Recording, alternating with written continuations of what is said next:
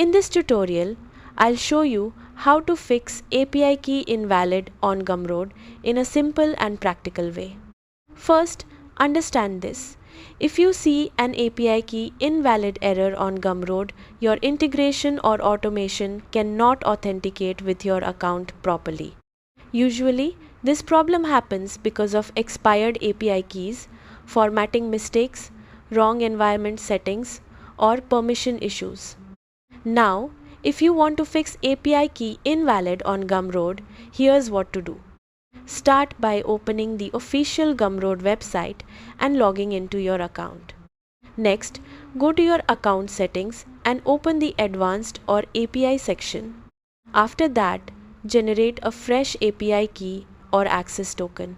If the old key is no longer working, revoke it and create a new one for your integration. Then, update the new API key inside your external application or automation tool. Now, carefully check for extra spaces or formatting mistakes. A very common issue happens when the API key is copied with spaces at the beginning or end, which makes the key invalid during authentication. After that, confirm you are using the correct environment settings. If your integration supports test mode and production mode, make sure the API key matches the correct environment because using the wrong mode can cause authentication failures. Then, verify the API permissions and integration settings. Some API keys may not allow access to certain actions, so review the Gumroad API documentation and confirm your integration has the correct permissions. After that, disconnect and reconnect the integration if needed.